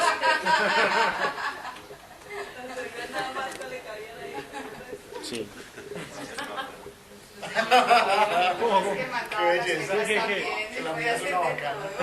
Las suegras también eran parte de todo También eso. las Ay, También lavaban, planchaban. Imagínese, qué pena lo que es una impertinencia, pues, pero imagínese una cantaleta a la N potencia. Es decir, de mí. No olvídese, pues. Bien. Varias, 900 mujeres tratando de manipular al rey. Para que haga algo. Con diferentes Pobrecito, conceptos. eso es mejor para la acá. cara que hace. Y las fechas de cumpleaños. Dale regalos a todos. Pobre. Las fechas de cumpleaños. No, si son como los de aquí, se Los les... periodos sincronizados. Cuando Ven. había varias mujeres en una casa sincronizada. Por eso tenían una casa al lado. La finca. Ay, Bien. siga a ver más bien para no. Y tomó David más concubinas, que nuestra integridad está peligrando porque somos minoría. Y tomó David más concubinas y mujeres de Jerusalén después que vino de Hebrón. Y le nacieron más hijos e hijas. Estos son los nombres de los que le nacieron en Jerusalén, solo en Jerusalén. Samuá, Sobab, Natán, Salomón, Ibar, Elisuá, Nefeg, Jafía, Elisama, Eliad, Elifelet. Claro, Pablo, y ahí dicen solo los nombres de hombres. Sí, masculinos. Ah, sí, de las mujeres. Los que iban a perpetuar la dinastía. Sí, no, es que fueron muchos más. En Primera de Reyes nos dan más especificaciones. Lo que pasa es que yo tenía todas las concordancias acá, iba a empezar a leer, pero no, incluso apuntes míos, pero no importa, me defiendo así. Versículo 17. Elifelet está bonito, ¿no? Sí, se lo vamos a poner. Verso 17. Oyendo los filisteos que David había sido ungido por rey sobre Israel, subieron todos los filisteos para buscar a David. Y cuando David lo oyó, descendió a la fortaleza. ¿A qué fortaleza descendió? David estaba en el monte Sión, desciende hacia hacia las costas pasa por Benjamín, por la tribu de Benjamín, y llega al sitio donde siempre tenían los problemas y las escaramuzas con los filisteos. Y vinieron los filisteos y se extendieron por el valle de Refaim. Refaim es de donde provienen los refaitas, que esos sí eran gigantes, hombres de 3, 4 metros. Y el gigante Og, la cama medía así como casi 5 metros. 4,70 centímetros media la cama de ese hombre. Entonces consultó David a Dios diciendo, iré contra los filisteos. O sea, le preguntó al Señor a través del profeta, ¿los entregarás en mi mano? Y Dios respondió a David, ve, porque ciertamente entregaré a los filisteos en tu mano. Y vino David a Baal-Perasim, y allí los venció David, y dijo, quebrantó Dios a mis enemigos delante de mí, como corriente impetuosa. Por esto llamo al nombre de aquel lugar Baal-Perasim, como el Señor, pero es como el lugar de las donde se encuentran las dos corrientes, porque ahí se encontraba el mar Mediterráneo, con el mar Muerto. Es ahí en ese punto de intersección. Entonces, Baal es por el nombre, porque así lo consideraban ellos, porque ellos adoraban ahí. Perasim es como división de aguas. Y dejaron allí sus ídolos, y David y sus hombres los quemaron. O sea, todos los dioses que tenían ahí, todos los quemaron. Y los filisteos volvieron a venir y se extendieron en el valle de Refaim. Y consultando David a Dios, él le respondió, no subas, sino rodéalos y vendrás a ellos enfrente de las balsameras. Es decir, si hubiera tenido, por lo numeroso, militarmente eran superiores los filisteos. Recuerden ustedes que la tecnología militar de los filisteos, cuando hablo de tecnología militar, son cotas de son cotas de escamas de bronce y espadas de bronce, ¿cierto? Y caballos, y carro. Y los otros eran hondas, piedras y cachiporras. Y vendrás a ello enfrente de las balsameras. Y cuando oigas ruido como de marcha por las copas de las balsameras, entonces te moverás, porque Dios saldrá delante de ti a herir el campamento de los filisteos. Y David lo hizo así, como Dios se lo había mandado, e hirió a los filisteos desde Gebá hasta llegar a Geser. Es decir, les dio la estocada final. Los filisteos aquí quedaron completamente diezmados y se les metió y recuperó la costa del mar Mediterráneo. O sea, la franja de Gaza. Y hasta más. David volvió a reunir a todos los escogidos de Israel, 30,000. Y se levantó David y partió de Baalá de Judá con todo el pueblo que tenía consigo. Esto es el capítulo que debería ir antes. Para hacer pasar de allí el arca de Dios, sobre el cual era invocado el nombre de Dios de los ejércitos que mora entre los querubines. Miren esto tan hermoso. Recuerden ustedes que el arca, David como un gobernante supremamente inteligente, él sabía que si no unificaba el santuario de Israel, si él no hacía que Israel se unificara con base a su fe y su objeto más sagrado, sobre el cual posaba la presencia de Dios, que era el arca de la alianza, el arca del pacto, que en su tapa, recuerden ustedes que en el propiciatorio, que es el tapa del arca de la alianza, estaban dos querubines tocándose con las puntas de las alas, como aquí nos están dando como un secreto del propiciatorio. Nos están diciendo que el propiciatorio es como que representa un trono donde Dios se sienta sobre sus querubines, como que esos querubines alados están haciéndole de trono, de asientico a la presencia de Dios. Entonces el arca de la alianza era como donde Dios iba a ser un trono en la tierra, en medio del pueblo de Israel.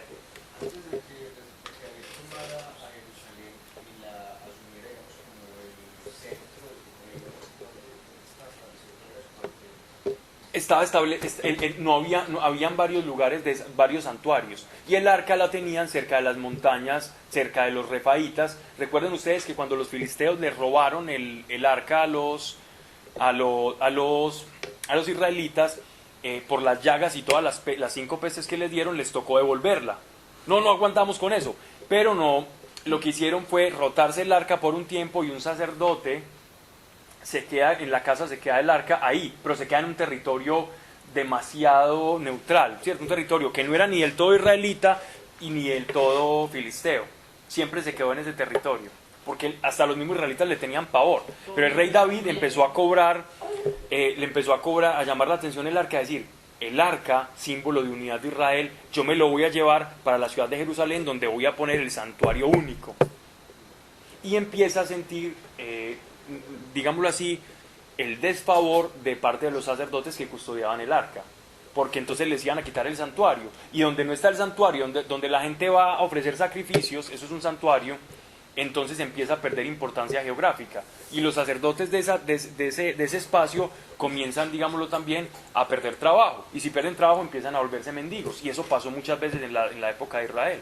Los sacerdotes donde un santuario dejaba de serlo o entraba en desuso, entonces los sacerdotes se quedaban sin pan. Y empezaban a mendicar.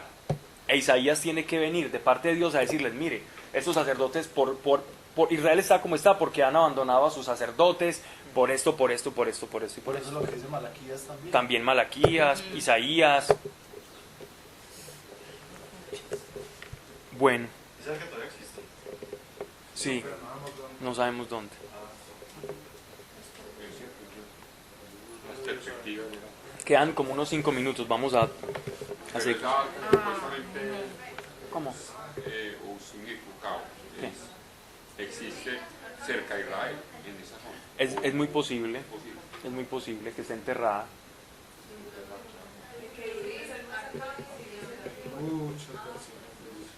Hay otro que dice que la encontró, pero el que dice que la encontró ya se murió y él dijo que iba a mostrar y que iba a publicar. Otros que dicen que lo tienen, que hay unos israelitas que la tienen y están esperando la reconstrucción del templo para ponerla, que eso está en manos del Estado de Israel. Esa podría ser más probable, ¿no? Claro, Dios guardándola como para el momento. No sabemos, todo es especulación. Queda como un poco en el misterio, pero nosotros no necesitamos el arca. Y nosotros somos el receptáculo del Espíritu Santo. Nosotros somos también arca. ¿Para qué vamos a buscar el arca si tenemos una conexión directa con el Señor? Es más, si saliera el arca, empezaría ese fetichismo que nos alejaría de lo que es Dios. Claro, por eso se rasgó el velo del templo y por eso el templo se destruyó. Estaríamos nosotros felices allá, yendo al templo, creyendo que allá Dios nos va a escuchar mejor. Y perdemos el significado de la muerte de Cristo. Aunque hay que ir a Israel, pues es bueno.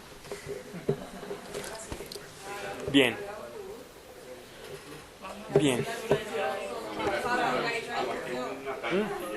Sí, claro.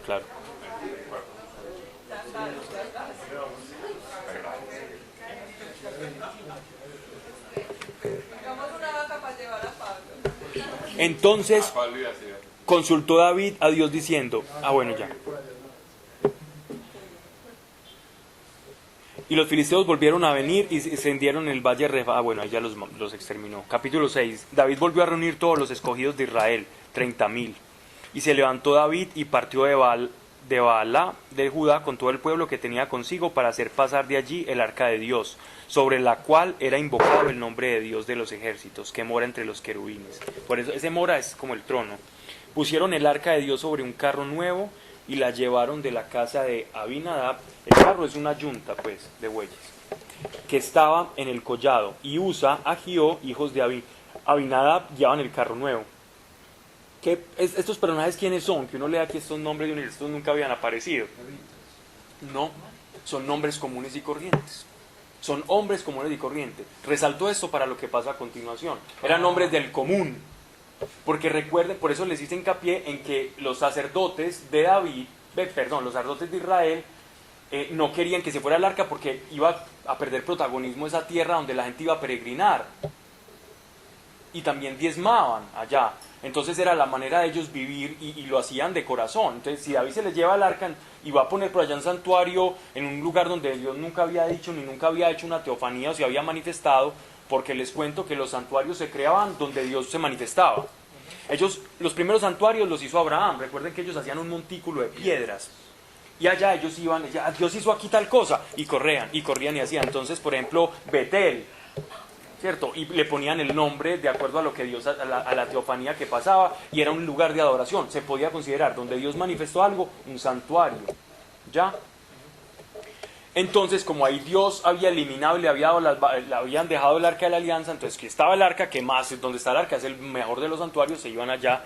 Y entonces David, aquí no lo dicen textualmente, pero dos personas, por ley, por el Deuteronomio, cuando uno lee el Deuteronomio, la ley prohibía que cualquier persona que no fuese levita, sacerdote, o hijo de Aarón, o sea, sacerdote, pudiese tocar el arca de la alianza. Es más, el sacerdote tenía que cubrir el arca de la alianza en el Santo Santorum, en el lugar santísimo. La cubrían con dos, primero con un cuero, después con una tela de color azul o púrpura. Y así era que ellos la cargaban. Ellos no exponían el arca así cuando iban en ese cantando y brincando. El arca iba tapada con 2 velos, ¿cierto? Y la están cargando igual con 2 velos, seguramente la llevaban con esos 2 velos, pero la llevaban 2 personas que no eran sacerdotes. Y cuando la llevaban de la casa de Abinadab, que estaba en el collado con el arca de Dios, Agio iba delante del arca. Y David y toda la casa de Israel danzaban delante de Dios con toda clase de instrumentos de madera de haya, con arpas, salterios, panderos, flautas y címbalos. Cuando llegaron a la era de Nacón, Usa extendió su mano al arca de Dios. Usa es uno de estos que iban cargando, eran 2 que iban cargando el arca. Y lo sostuvo porque los bueyes tropezaban. Entonces iban la yunta de bueyes, entonces él le puso la mano en el propiciatorio para que se tuviera porque el buey trastabilló. Entonces la acción del tipo fue buena, así que no se nos caiga el arca ni más faltaba. Cuando llegaron a la era de Nacón y tropezaban, y el furor de Dios se encendió contra Usa y lo hirió allí Dios por aquella temeridad, y cayó allí muerto junto al arca de Dios. La presencia de Dios, cuando no había alguien santo o santificado, los mataba. Ellos interpretan esto como la cólera, ¿cierto? Pero es que la cólera en este sentido es la santidad. La santidad es lo inaccesible de Dios al hombre impuro. Eran hombres que no se habían purificado, tocaron eso y es como usted entrar a, digámoslo así, a una cosa donde haya un gas o una cosa de esas mortíferas sin una máscara, algo así. No es que el gas se enojó o que Dios se enojó, no. Esa ira de Dios es el concepto que los judíos nos regalaron a nosotros por medio de las revelaciones. La presencia de Dios es inaccesible, el ser humano no puede acceder a Dios por el pecado. Usted estaba impuro, tocó. Esa es su ira santa. La ira santa es su perfección. Y el furor de Dios se encendió contra Usa y lo hirió allí Dios junto al arca de Dios. Y se entristeció David. Y se entristeció David por haber herido Dios a Usa y fue llamado a aquel lugar Pérez Usa. Hasta hoy. Ya saben de dónde viene. Si conocen a alguien que llama Pérez Osa, Pérez Usa hasta hoy. Y temiendo David a Dios, aquel día dijo: ¿cómo ha de venir a mí el arca de Dios? Se arrepintió. Y uno ya me la va a llevar para Jerusalén. Ya él se angustió. Él se angustió, él dijo: ¿qué pesar de estos dos? Ya no le quedaba sino uno y la carrera. Y seguramente sabe por qué se angustió. Porque él seguramente también pensaba tocarla. No, es que todo les daba susto. Y temiendo David a Dios aquel día, no, sí temió porque él pensaba tocarle y de pronto yo estoy impuro y me quemo. ¿Cómo ha de venir a mí el arca de Dios? De modo que David no quiso traer para sí el arca de Dios a la ciudad de David y la hizo llevar David a casa de Obed Edom Geteo. Es decir, la llevó donde un edomita, o sea, un primo de los judíos. ¿Un hijo de quién? De Esaú. Edom rojizo, Esaú rojizo. Era un edomita, era un primo, es decir, de la descendencia de Dios. No, yo la dejo con un extranjero. Pero miren lo que pasa, que para que terminemos, que antes de que se me duerma mi prima ya. No. Verso 12. Voy a leer esto para que no nos descontextualicemos. Fue dado aviso al rey David diciendo: Dios ha bendecido la casa de Obed Edom. Es decir, donde la dejaron en un tipo por allá, bueno, yo la tengo, vea, le dijo el rey: vea, déjela ahí, hermano, ahí en una ciudad de paso, edomita, porque estaban bordeando por las montañas de Efraín para subir a Jerusalén. Téngamela y entonces aquí. Ahí se quedó en la casa de un tipo como que era amigo de la causa de David, ¿cierto? Pero era edomita. Y se lo dejaron en la casa y el hombre como que no conocía mucho, no tenía mucho temor del arca y la guardó en su arca. Pero entonces le empezaron a decir a David: mire, hermano, y todo lo que tiene a la causa del arca de Dios. Entonces David llevó con alegría ha bendecido la casa de Obed-Edom y todo lo que tiene a causa del arca de Dios. Es decir, ese hombre empezó a prosperar, todo le empezó a ir bien a este tipo por tener el arca. El tipo se volvió súper adicto al arca. Entonces David fue y llevó con alegría el arca de Dios de casa de Obed-Edom a la ciudad de David. Digo, yo pues me la llevo. Y cuando los que llevaban el arca de Dios habían andado 6 pasos, él sacrificó un buey sin carnero y engordado. Un carnero y engordado. Entonces, ¿qué hizo David acá? Los sacrificios solo los podían ofrecer los sacerdotes. O sea que esto aquí no lo cuentan entre líneas. Esta vez él se llevó sacerdotes con él. Pero el sacrificio lo hizo él o lo hicieron sacerdotes. Sacerdotes. Sacrificó, pues mira que los que lo sacrificaron fueron los que él se llevó. Mire, verá. O sea, ya no fue bobo, ya se llevó el equipo. Y cuando los que llevaban el arca de Dios habían andado 6 pasos, él sacrificó un buey y un carnero engordado. Él sacrificó, aquí la expresión es él como rey ordena el sacrificio. Sí. Como cuando Saúl dice, fue y ofreció sacrificio, pero lo ofrecían los sacerdotes que iban con él. Entonces ya aquí en él ya se llevó sacerdotes, él ya no se llevó personas por ahí que no eran sacerdotes. Y no es que cada 6 pasos ofrecían un sacrificio, no, que a los primeros 6 pasos ofrecieron un sacrificio y después siguieron cantando y danzando hasta Jerusalén. Era como que entraban en un trance. Voy a terminar hasta todo el versículo.